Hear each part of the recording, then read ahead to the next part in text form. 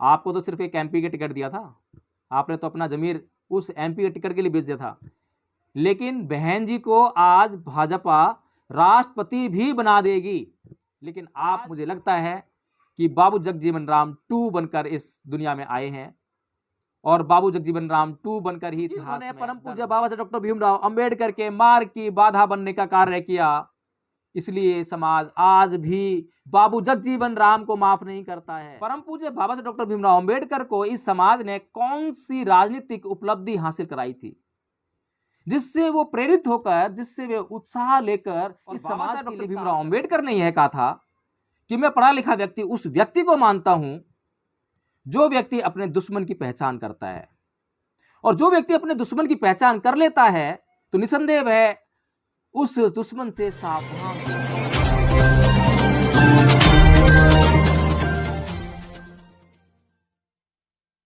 जय भीम, नमो बुद्ध। साथियों, आज मैं आपका ध्यान आकर्षित करना चाहता हूं उदित राज जी के एक ट्वीट की तरफ, जिसमें उन्होंने बेशर्मी की हर हद को पार कर दिया है। बेशर्मी मैं इसलिए बोल रहा हूं क्योंकि जिस समाज की महिला की वो आलोचना करने के लिए उतारू हो रहे हैं और बार बार आलोचना करने से कभी भी नहीं चूक रहे हैं, वे उसी समाज से आते हैं। लेकिन उनके भीतर उस समाज के लिए क्या चिंतन है, अब तक उन्होंने इस समाज के लिए क्या चिंतन का प्रदर्शन किया है, इस बात को समझना हमें बहुत ज़रूरी है। इससे पहले कि मैं आगे की बात शुरू करूं, आप लोगों को मैं वह ट्वीट पढ़ के सुनाना चाहता हूं कि उदित राज जी ने अपने ट्वीट में बहुजन समाज की इस गौरवशाली महिला के बारे में क्या कहा है। बसपा का अंत हो गया है। आज 9 एमएलए सपा में शामिल हुए। बसपा के कार्यकर्ता महान हैं कि उनकी नेता मायावती जी ना कभी उनसे मिले, ना मुसीबत में काम आए, फिर भी जुड़े हैं, ना लोकसभा और ना विधानसभा या सड़क पर अधिकारों को लेकर लड़े। साथियों, साहब काशीराम जी ने एक किताब लिखी थी जिसका नाम है चमचा युग। जिस व्यक्ति ने यह किताब पढ़ी होगी वह अच्छी तरह से जानता होगा कि बहुजन समाज के बुद्धिजीवियों को आरएसएस या अन्य विरोधी पार्टियां जो ब्राह्मण समाज से आती हैं, वे किस तरह से अपने हितों के लिए प्रयोग करती हैं। उसमें साहब काशीराम जी ने यह अच्छी तरह समझाया है कि जब भी हमारे समाज में कोई सशक्त और ईमानदार नेतृत्व पैदा होता है तो उससे विरोधियों को खतरा महसूस होता है, उनको खतरा पैदा होने लगता है। और जब जब विरोधियों को खतरा महसूस होता है या खतरा पैदा होने लगता है, क्योंकि जब भी सशक्त और ईमानदार नेतृत्व हमारे समाज में पैदा होगा तो निसंदेह दूसरी पार्टियों को खतरा महसूस होगा ही होगा। तो जैसे ही खतरा महसूस होता है, खतरा पैदा होने लगता है, तो वे उसी समाज के कुछ ऐसे गधे टाइप बुद्धिजीवी ढूंढते हैं जिनको कि वे अपने हित में यूज कर सकें। उनके मुख से वो बातें करवाएंगे, वो बातें निकलवाएंगे जिन पर कि बहुजन समाज यकीन करने के लिए मजबूर हो जाए। पहले तो उस व्यक्ति की वे छवि बनाएंगे, अच्छी छवि बनाएंगे मीडिया के माध्यम से, अन्य माध्यमों से। उसके बाद उसी व्यक्ति के मुख से उसके समाज के खिलाफ, उसके समाज में उभर रहे उस सशक्त और ईमानदार नेतृत्व के खिलाफ वो उल्टी सीधी अनल सनल बातें निकलवाएंगे। तो जो हमारे समाज में इस वक्त बहुजन समाज में एकमात्र सशक्त और ईमानदार नेतृत्व की अगर हम बात करें तो वह है बहुजन समाज पार्टी। मैं बहन कुमारी मायावती जी की बात नहीं कर रहा हूं नेतृत्व के लिए, लेकिन मैं बात कर रहा हूं बहुजन समाज पार्टी, क्योंकि बहुजन समाज पार्टी मात्र एक राजनीतिक दल नहीं है, बल्कि वह फूले अंबेडकर की एक विचारधारा है और उनकी विचारधारा को आधार बनाकर वह समाज के लिए कार्य करने के लिए समर्पित है। इस विचारधारा के खिलाफ या इस विचारधारा को तोड़ने के लिए जब जब जो भी व्यक्ति कुछ भी बोलेगा तो वह समाज का द्रोही कहलाएगा, समाज द्रोह करेगा। साथियों, अभी कुछ ज़्यादा समय नहीं बीता है, यही उदित राज, इनकी पार्टी हुआ करती थी जिसका नाम इंडियन जस्टिस पार्टी था और इनका एक संगठन भी हुआ करता था जिसको वे दलित परिसंघ करके उसकी घोषणा करा करते थे बार बार। इनका एक छात्र संगठन भी है जिसे नसोस वाईएफ कहते हैं। इनके ये तमाम संगठन जो कि कुछ सालों पहले तक ऐसा लगता था कि ये जो है बहुजन समाज के हित में कार्य कर रहे हैं। हालांकि जब इनसे मुलाकात हुई तो इन्होंने बहन जी के बारे में यह कहा कि यह दलित राजनीति के ऊपर कुंडली मारकर बैठ गई है, जैसे नागिन की तरह कुंडली मारकर बैठ गई है, और यह किसी और को उसमें एंट्री ही नहीं करने देती है। लेकिन साथियों, जब इनके पास अपना एक छात्र संगठन है, परिसंघ है, अपनी एक पार्टी है, आपको अगर बहुजन समाज के हित में बात करनी है, बहुजन समाज के हित की चिंता है आपको, तो आपको एक प्लानिंग के जरिए बात करनी होगी। आपको उस चमचा युग जो पुस्तक कांसीराम जी ने लिखी, उसका आपको बहुत ध्यान रखना पड़ेगा। अगर आप उस पुस्तक को ध्यान में रखकर अपनी पार्टी चलाते हैं, अपने संगठन को चलाते हैं, अपने छात्र संगठन को चलाते हैं, तो निसंदेह आप इस समाज के बुद्धिजीवी कहलाएंगे। लेकिन अगर आप उस किताब को पढ़े हैं लेकिन इनकार कर दिया है या इग्नोर कर दिया है, तो आप इस समाज के बुद्धिजीवी कतई नहीं कहला सकते। इस समाज के आप एक मूर्ख से मूर्खतम व्यक्ति ही कहलाएंगे। क्योंकि हम अच्छी तरह से जानते हैं, और बाबा साहेब डॉक्टर भीमराव अंबेडकर ने यह कहा था कि मैं पढ़ा लिखा व्यक्ति उस व्यक्ति को मानता हूं जो व्यक्ति अपने दुश्मन की पहचान करता है, और जो व्यक्ति अपने दुश्मन की पहचान कर लेता है तो निसंदेह वह उस दुश्मन से सावधान हो जाता है, उस दुश्मन की चालों में नहीं फंसता। लेकिन आप तो फंसे, लगातार फंसे। आपने तो उस दुश्मन की चाल में फंसकर अपना सब कुछ बर्बाद कर डाला है, अपनी अस्मिता तक बर्बाद कर डाली। आप तो अब समाज की बात कहने लायक तक नहीं रहे हैं, क्योंकि आप अगर समाज की बात कहोगे भी, समाज के लिए कोई कार्य करोगे भी, तो आपके ऊपर विश्वास कौन करेगा? क्योंकि आपने ही वह समाज से विश्वासघात किया है, आपने ही समाज के विश्वास को तोड़ा है। याद है आपको, आपने मात्र एक लोकसभा की सीट हासिल करने के लिए बीजेपी से जो गठबंधन किया था, उसमें आपने अपनी political party Indian justice party को नष्ट कर दिया, उसका उसमें बीजेपी में विलय कर दिया। इसका मतलब समझते हैं आप? अपनी पॉलिटिकल पार्टी का किसी भी ब्राह्मणवादी आरएसएस की एजेंट पार्टी के अंदर विलय करने का मतलब समझते हैं आप? कि उस पार्टी के अंदर जो आपके साथ लोग जुड़े थे, जो आपके साथ कार्यकर्ता जुड़े थे, जिनके भीतर आपने मिशन मूवमेंट की आग जलाई, जिनके भीतर आपने अंबेडकर फूले की विचारधारा को जगाया, उसको प्रज्वलित किया, उस भावना से वो लोग आपके साथ जुड़े थे। अब आपने उन लोगों को मजबूर कर दिया कि वे उस विचारधारा को अपने पैरों के नीचे रौंद कर मनुवादी विचारधारा को अब ढोए, अपने सर पर ढो के चलें, उसका गुणगान करें। इस बात के लिए आपने मजबूर कर दिया। मुझे मालूम है, मैंने देखा है आपको, मैंने महसूस किया है आपको। आप एक अच्छे और सच्चे अम्बेडकरवादी तो हैं, सच्चे तो नहीं कह सकता मैं, लेकिन कम से कम एक अच्छे अम्बेडकरवादी हैं। वो इस मायने में कि आप अंबेडकर को अच्छी तरह से समझते हैं, आप उस मिशन मूवमेंट को अच्छी तरह से जानते हैं, लेकिन आप एक सच्चे अम्बेडकरवादी नहीं हो पाए। क्योंकि अगर आप एक सच्चे अम्बेडकरवादी होते तो आप कभी भी, पहली बात तो, कोई राजनीतिक दल का निर्माण ही नहीं करते। अगर आपको बहन कुमारी मायावती जी ने लात मारी, लात मारकर पार्टी से निकाल दिया, संगठन से निकाल दिया, साहेब कांसीराम जी ने आपको तवज्जो नहीं दी, तो आपके अंदर अगर फिर भी समाज के लिए काम करने की, समाज के लिए सोच थी, तो बाबा साहेब डॉक्टर भीमराव अंबेडकर की तरह आप स्वयं को जलाकर इस समाज को रोशन कर सकते थे। परम पूज्य बाबा साहेब डॉक्टर भीमराव अंबेडकर को इस समाज ने कौन सी राजनीतिक उपलब्धि हासिल कराई थी जिससे वो प्रेरित होकर, जिससे वे उत्साह लेकर इस समाज के लिए काम करते रहे?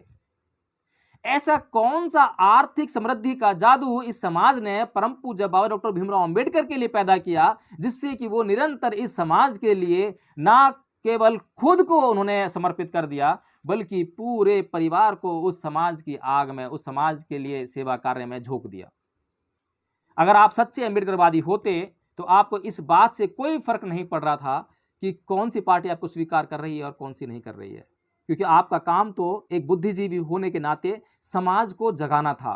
आप समाज में घुसते, समाज में एक संगठन पैदा करते, उस संगठन का काम होता कि समाज को जगाना।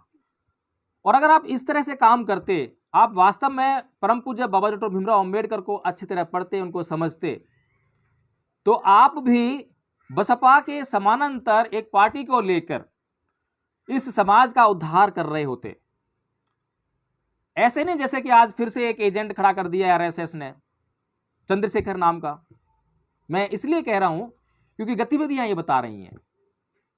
जो व्यक्ति इस समाज का सच्चा हितैषी होगा, वह व्यक्ति आपस में लड़ेगा नहीं, आपस में काट नहीं करेगा। पूरी दुनिया को मालूम है कि बहुजन समाज पार्टी इस देश के बहुजन समाज के लोगों की एकमात्र पार्टी है, उनकी विचारधारा को आगे बढ़ाने वाली एकमात्र पार्टी है, और उसका वर्चस्व उत्तर प्रदेश जैसे बड़े राज्य में है। अगर कोई भी व्यक्ति, इस देश का बुद्धिजीवी व्यक्ति, इस पार्टी की जो कार्यवाही है, इस पार्टी में जो अभी नेतृत्व है, उससे खिन्न है, उससे क्रोधित है, उससे संतुष्ट नहीं है, तो वह अपनी मुहिम उस राज्य को छोड़कर किसी अन्य राज्य में चलाएगा जहां पर उस पार्टी का, यानी बहुजन समाज पार्टी का बिल्कुल वर्चस्व नहीं है। वहां पर लोगों को जगाएगा, वहां पर उनके बीच में जाकर उस पार्टी को खड़ा करेगा और वहां से अपनी राज्य सत्ता पाके या वहां से विधायक बनकर, एमपी एमएलए बनकर वहां से जो है वो संसद और विधानसभा में जाने का कार्य करेगा। तब तो समझ में आएगा कि हाँ, इस व्यक्ति में वास्तव में एक बुद्धिजीवी के गुण व्याप्त हैं। लेकिन आपने क्या किया, और ये चंद्रशेखर क्या कर रहा है? आज वही जो बना बनाया कैडर बोर्ड है, जिस व्यक्ति को, जिस क्षेत्र को पहले से ही साहब काशीराम जी ने और उनकी पार्टी के नेतृत्व ने, नेताओं ने बड़ी मेहनत और लगन से उन लोगों को मिशन मूवमेंट समझाया, जागरूक किया, आप उन्हीं के बीच में जाकर आज अम्बेडकर फूले मिशन मूवमेंट के नाम पर आप वोट मांगने का कार्य कर रहे हो। ये शोभा नहीं देता। बहन जी से आपकी कितनी भी शिकायतें हो सकती हैं, बहन जी का नेतृत्व कितना भी अक्षम हो सकता है, बहन जी के अंदर लाख गलतियां हो सकती हैं, लेकिन इसका मतलब यह कभी नहीं हो सकता कि आप अगर बुद्धिजीवी हैं तो अपनी बुद्धि से काम ही ना लो। आपने अपनी पार्टी बनाई इंडियन जस्टिस पार्टी, उसका विलय भाजपा के अंदर कर दिया। आपने जो छात्र संगठन बनाया था, जिन छात्रों को आप आंदोलित कर रहे थे फूले अंबेडकर विचारधारा की लॉ के आधार पर, उनकी आग के आधार पर, उनकी विचारधारा की आग के आधार पर, उसका विलय आपने उनके अंदर कर दिया। जो आप संगठन चला रहे थे, समाजी संगठन, उसका विलय आपने उसके अंदर कर दिया। और तीनों संगठनों का उपयोग आपने सिर्फ एक सीट, उत्तर पश्चिमी लोकसभा की सीट को जीतने के लिए इन तीनों संगठनों को आपने उसमें झोंक दिया। मेरा आपके इन तीनों संगठन के लोगों से लगातार संपर्क था, मैं उनकी भावना को समझ रहा था। रोते थे वे, खून के आंसू रोते थे कि कहां एक तरफ हम जो है इन लोगों की धज्जियां उड़ाते थे, ये लोग हमारे सामने आके कांपते थे, ये हमारे सामने बोल नहीं सकते थे। आज हमें इनके गलत सिद्धांतों का प्रतिपादन करना पड़ रहा है, उनको स्वीकार करना पड़ रहा है, उनका ही प्रचार करना पड़ रहा है। मैं आपका सम्मान करता हूं धृतराज जी, क्योंकि मुझे मालूम है कि आप उत्तर पश्चिमी लोकसभा से कैंडिडेट थे, लेकिन आपने एक मंदिर जाने से इनकार कर दिया था। मुझे इस बात से लगा था कि हाँ, वास्तव में आपके अंदर वो आग है, आप समझते हैं। ये बात तो ठीक है, लेकिन बुद्धिमान नहीं है आप बुद्धिजीवी नहीं है। आपको आपके आका आज कह रहे हैं कि आप बहन जी के खिलाफ बोलिए, तो आप बहन जी के खिलाफ बोल रहे हैं, जबकि आपको उनके खिलाफ बोलने के लिए कोई ऐसी मूलभूत आवश्यकता नहीं है कि आपको बोलना पड़े। आप भूखे नहीं मर रहे हैं, आप IRS के पद से रिटायर्ड व्यक्ति हैं, आप मेंबर ऑफ पार्लियामेंट रह चुके हैं, आपके पास इस देश के जो सामान्य व्यक्ति है उससे कहीं अधिक सुख सुविधाएं मौजूद हैं, और आपकी जो बीबी भी कमिश्नर हैं, जो IRS हैं, इतना सब कुछ आपके पास है, तो आपको जरूरत नहीं है बहन जी के खिलाफ कुछ भी बोलने का। अगर आपको लगता है, आपको दिखाई देता है कि बहन जी के अंदर कुछ गलतियां हैं, कुछ कमियां किसके अंदर नहीं है? जिस पार्टी के अंदर आज आप बैठे हुए हैं, क्या उसके अंदर कमियां नहीं है? क्या उसकी नीतियों में गड़बड़ नहीं है? क्या उस पार्टी ने परम पूज्य बाबा साहब डॉक्टर भीमराव अंबेडकर का पग पग पर विरोध नहीं किया था? बताइए, किसके अंदर कमियां नहीं है? आपके अंदर कमियां नहीं है क्या? लेकिन जब हम अपने व्यक्ति को एक संगठन के माध्यम से स्वीकार करते हैं, या कोई हमारे समाज का व्यक्ति किसी संगठन के माध्यम से इस समाज का उद्धार करने का कार्य कर रहा है, या उस संगठन के माध्यम से हमारा उद्धार हो सकता है, तो हमें वहाँ थोड़ी चुप्पी लगानी पड़ती है। और जिस पार्टी से आप टिकट लेकर चुनाव लड़े, उस पार्टी ने जब तक आपको लात नहीं मार दी, जब तक आप उसने पार्टी से आपने रिजाइन नहीं दिया। पता है ना आपको? अंत समय तक आप इस उम्मीद में थे कि उत्तर पश्चिमी लोकसभा से आपको फिर से टिकट मिलेगा। इसी उम्मीद में थे ना आप। अगर आपके अंदर जरा सा भी जमीर जिंदा होता और आप वास्तव में बहुजन समाज के प्रतिनिधित्व को लेकर उसके प्रतिनिधि के तौर पर लोकसभा में गए थे, तो जैसे ही इस भारतीय जनता पार्टी की सरकार ने इस बहुजन समाज के खिलाफ कोई भी कदम उठाया होता, तो तुरंत आप इस्तीफा इनके मुंह पर देकर मारते। तब इस समाज को एहसास होता कि डॉक्टर उदित राज नाम का आदमी आज वास्तव में एक ऐसी शख्सियत है जो डॉक्टर भीमराव अंबेडकर की विचारधारा का प्रतिनिधित्व करता है। लेकिन आपने ऐसा नहीं किया। आप अंत समय तक एक सीट के लिए तरसते रहे। ये आपकी महान शख्सियत नहीं है। एक साधारण व्यक्ति की जो शख्सियत होती है बस वही है। आपको इतिहास में सम्मान की दृष्टि से देखा जाएगा, आप भूल जाइए। बाबू जगजीवन राम ने इस समाज के लिए बहुत कुछ किया। कांग्रेस में रहकर निरंतर मंत्री पद पर रहे, उप प्रधानमंत्री तक रहे, लेकिन क्योंकि उन्होंने परम पूज्य बाबा साहब डॉक्टर भीमराव अंबेडकर के मार्ग की बाधा बनने का कार्य किया, इसलिए समाज आज भी बाबू जगजीवन राम को माफ नहीं करता है। हालांकि उन्होंने अपने हिसाब से जितना कर सकते समाज के लिए किया, लेकिन क्योंकि वे पद लोलुपता में फंसे रहे, आजीवन फंसे रहे, उससे कभी बाहर नहीं निकल सके, इसलिए वे आज भी समाज में तिरस्कृत हैं। और आज उनकी समाधि का हाल देख लीजिए, वहां कुत्ते मूतते हैं। सफाई का आलम देख लीजिए, सामने ही गांधी जी की समाधि है, उसका हाल देख लीजिए, और बाबू जगजीवन राम जी की समाधि का हाल देख लीजिए। क्योंकि आपके अपने बूते में ये दम नहीं है कि आप अपने बूते से विधानसभा या लोकसभा में जा सकें। आपको इन पार्टियों की चापलूसी कर कर उन पार्टियों के दम पर ही लोकसभा और विधानसभा में जाना है। ये आपका कद है समाज में, ये आपका कद है। आप सोचिए, और आपके अंदर कोई समझदारी पैदा नहीं हो रही है। तथागत बुद्ध ने कहा है कि जिस क्षण आप अपने चित्त के माध्यम से, अपने चित्त में जिस वक्त सुधार कर लेते हो, उसी वक्त आपके कर्मों में परिवर्तन हो जाता है। और जैसे ही आपके कर्मों में परिवर्तन होता है तो आपके परिणामों में भी परिवर्तन होने लगता है। अगर आज भी आप सही दिशा में चलकर इस समाज के लिए निश्चित एक सही दिशा में कार्य करें, तो अब से लेकर आपके जीवन अंत तक हो सकता है कि आपके कुछ ऐसे कार्य हो जाएं कि ये समाज आपको उन कार्यों के लिए सदा सदा के लिए याद रखे। लेकिन आप, मुझे लगता है कि बाबू जगजीवन राम 2 बनकर इस दुनिया में आए हैं, और बाबू जगजीवन राम 2 बनकर ही इतिहास में दर्ज होंगे। और डॉक्टर उदित राज जी, आप अपने ट्वीट के माध्यम से बोल रहे हैं कि बहन जी आंदोलन नहीं करती हैं, सड़कों पर नहीं आती हैं, कार्यकर्ताओं से मिलती नहीं हैं। चलिए, नहीं मिलती हैं, आंदोलन नहीं करती हैं, सड़कों पर नहीं उतरती हैं। आप अपना कार्यकाल भूल गए। पूरे 5 साल मिले थे आपको, सत्ता में थे आप, पावर थी आपके पास, धन संपदा की कोई कमी नहीं थी।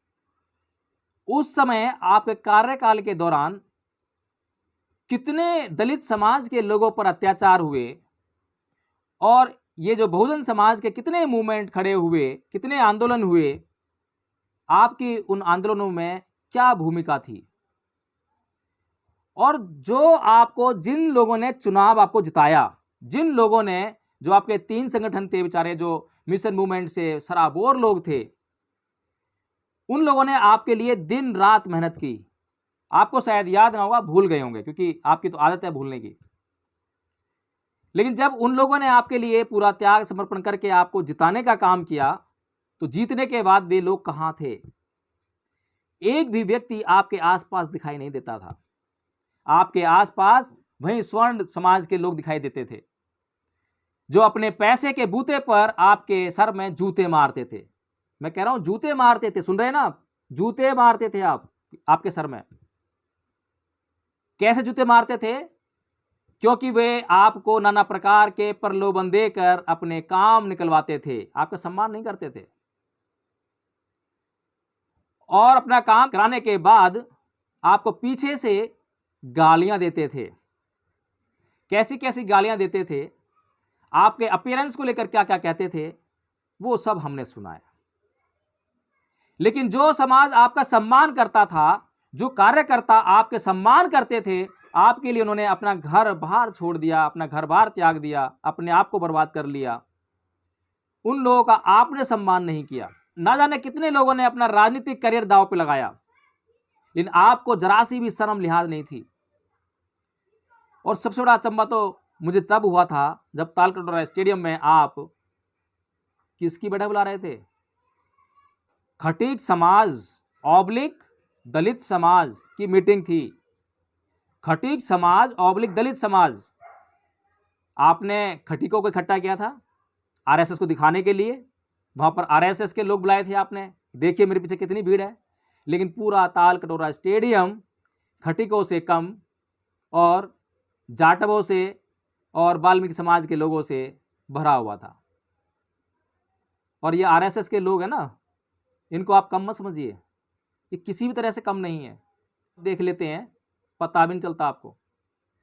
इनको सब पता है कि ये आपके भीतर कितनी शक्ति है। उन्होंने जांच कर ली थी कि क्या ताकत है आपकी इस समाज में, कितना आप दम रखते हैं इस समाज में। इसीलिए आपको जो है लात मारी। आपको आराम से नहीं बोला कि आपको टिकट नहीं दे रहे हैं, माफ़ कर दीजिए, आपको लात मारी थी। याद है ना आपको, आपको लात मारी थी आपको जो है। तो आप अपने गले मान में झाँक कर देखिए, जब आप पावर में थे तब आपने इस समाज की कितनी आवाज़ उठाई, कितना आप सड़कों पर आए, और जो लोग आपके लिए सड़कों पर आए थे उन्हीं को आपने किनारे कर दिया, उनको बर्बाद कर दिया। आज वो किसी भी हालत में नहीं है। आज वे वापस अपने घरों में अपने बीवी बच्चों को देखने के लिए मजबूर हैं, क्योंकि उन लोगों को आपने बहुजन समाज पार्टी से हटा दिया। बहुजन समाज पार्टी की विचारधारा से उनका मुख अपनी तरफ मोड़ लिया था। ना तो अब वे वहाँ के रहे हैं, ना अब यहाँ के रहे हैं। आपकी तरह वे भी अब जो है धोबी का कुत्ता घर का ना घाट का जैसी उनकी स्थिति हो गई है। तो डॉक्टर उदित राज जी, मैं आपको एक मशविरा देना चाहता हूं कि अगर आपको जरा सी भी समझ है, आप बुद्धिजीवी तो हैं, मुझे पता है, आप बहुत अच्छे इंटेलेक्चुअल व्यक्ति हैं, बहुत पढ़े लिखे हैं, और आप जितने पढ़े लिखे हैं उस सारी पढ़ाई लिखाई को सिर्फ अपने लिए ही यूज़ कर रहे हैं, अपने लिए प्रयोग कर रहे हैं। हमें याद है जब भाजपा में आप थे, जब आप जीत गए थे, तो आपने अपने भतीजों को, भांजों को विधानसभा का टिकट दिलाने के लिए, फिर निगम पार्षद का टिकट दिलाने के लिए पूरे जोर लगा दिए थे। आपको और कोई दिखाई नहीं देता था। आप एक नंबर के स्वार्थी व्यक्ति हैं, घटिया व्यक्ति हैं। आपसे बढ़कर घटिया व्यक्ति इस संसार में शायद ही मैंने देखा होगा, जो अपने लिए, जिसके लिए जिन व्यक्तियों ने काम किया उनको शायद इस किस तरह से किया जाता है, तो आपसे बढ़कर तो घटिया व्यक्ति नहीं है। ये तो बात मुझे अच्छी तरह समझ में आ गई है। इसलिए आपको बहन जी के ऊपर या बहुजन समाज पार्टी की विचारधारा या उसके कार्यवाहियों के ऊपर, उसकी नीतियों के ऊपर किसी भी प्रकार से बोलने का कोई भी अधिकार नहीं है। अगर अभी भी जरा सी शर्म हया बाकी हो तो आगे से कभी भी अपने समाज के किसी भी व्यक्ति के ऊपर या अपने समाज के किसी संगठन के ऊपर या अपने समाज की पार्टी के ऊपर कभी भी टिप्पणी मत करना। ये आपके हित में रहेगा। और आपकी टिप्पणी कोई मामूली महिला के लिए नहीं है। उस महिला ने कम से कम आपसे बढ़कर कार्य किया है। आज अगर बहन जी आपकी तरह स्वार्थी हो जाए ना, तो भाजपा हंसकर उनको जो है राष्ट्रपति बना देगी, राष्ट्रपति बना देगी, जैसे वो कोविंद को बना रखा है। आपको तो सिर्फ एक एमपी के टिकट दिया था, आपने तो अपना जमीर उस एमपी के टिकट के लिए बेच दिया था। लेकिन बहन जी को आज भाजपा राष्ट्रपति भी बना देगी। आज अपने मंत्रिमंडल में शामिल करके भाजपा सरकार आज बहुत बड़ा मंत्रालय दे सकती है। आज बहन जी उनसे जो डिमांड करें वो दे सकती है भाजपा सरकार। लेकिन बहन जी अपना जमीर नहीं बेच रही हैं। आपकी तरह वे स्वार्थी नहीं हो रही हैं। इसलिए आप कृपया करके अपने गलेमान में झांकिए, क्योंकि मैं आपको बुद्ध की एक बात बताता हूं। बुद्ध ने कहा है कि न परेसंग विलोमानी न परेसंग कथा कतंग अतनो वे अवेक्य है कतानी अकतानी च, कि दूसरों की करनी या ना करनी मत देखिए, अपनी ही करनी देखिए।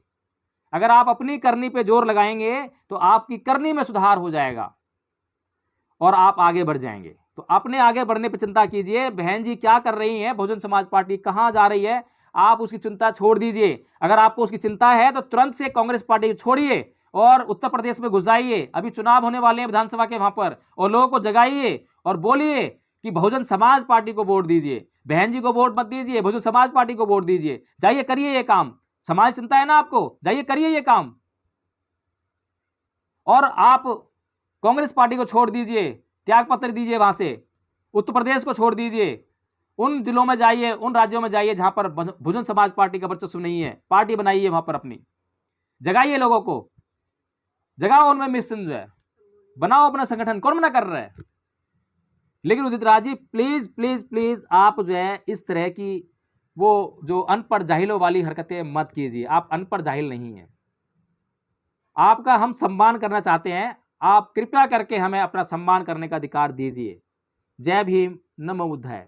अपना चैनल, आपका चैनल, समाज का चैनल, देश का चैनल एनबी न्यूज 24/7 को आप लाइक करें, सब्सक्राइब करें और ज्यादा से ज्यादा इसकी वीडियो को शेयर करें, ताकि हर खबर को मैं आप तक आसानी से